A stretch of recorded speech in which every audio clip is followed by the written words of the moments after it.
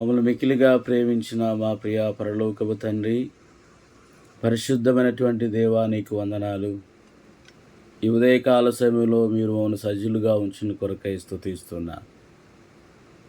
దేవా, ఎడారిలో సెలయేళ్ల ద్వారా డిసెంబర్ 9వ తేదీ నాడు మా కొరకు మీరు సిద్ధపరిచిన సందేశం బట్టి కూడా స్తుతిస్తూ, ఈ సందేశముల ద్వారా మా అందరితో మీరు మాట్లాడండి, మీ స్వరాన్ని మాకు వినిపింపచేయమని ప్రభువైన యేసుక్రీస్తు వారి నామం పేరిట ప్రార్థించి వేడుచున్నాము తండ్రి, ఆమేన్.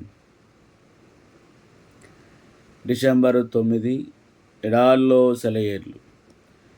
క్షణమాత్రముండు మా చులకని శ్రమ మా కొరకు అంతకంతకు ఎక్కువగా నిత్యమైన మహిమ భారమును కలుగజేయుచున్నది. 2 కొరింథీయులకు రాసిన పత్రిక 4వ అధ్యాయం 17వ వచనం. మా కొరకు కలుగజేయుచున్నది అనే మాటల్ని మనం గమనించండి.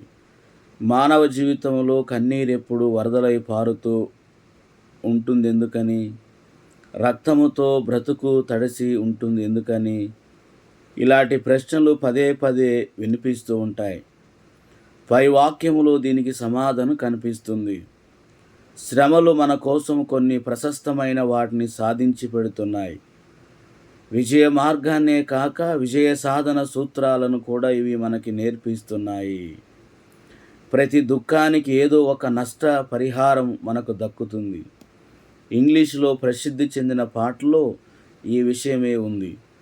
నీ వైపుకి చేరితే నాకదే చాలు, నీ చెంతకే దేవా నీ చేరువకి సిలువ ఎక్కవలసి వచ్చిన విచారపు కడుపు నుండి ఆనందం ఉద్భవిస్తుంది. ఆయన్ని ముఖాముఖిగా చూస్తాను అంటూ ఫానీ క్రాస్ ఎలా రాయగలిగిందంటే, ఆమె ఎన్నడూ పచ్చని చెలను, సంధ్యాకాంతులను, తల్లి కన్నుల్లోని మమతను చూడటానికి నోచుకోలేదు. కంటి చూపు లేకపోవడమే ఆమెకు ఆత్మీయ దృష్టి తేటపడేలా చేసింది. విచారం కేవలం రాత్రి గడిచే మట్టుకే ఉంటుందని గ్రహించి ఆదరణ పొందాలి. ఉదయం కాగానే అది సెలవు పుచ్చుకుంటుంది. వసంతకాలపు ఆహ్లాదకరమైన రోజును తలుచుకుంటే తుఫాను రోజు చాలా తక్కువ కాలమే.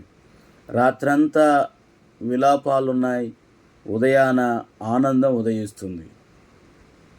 కేరింతలతో కాదు దాని మూలం, ఆదరించే ప్రేమ కాదు దానికి పునాది, మనోనిబ్బరమే దానికి ప్రాణం, ఓర్పుతో జయించటమే దాని ధ్యేయం.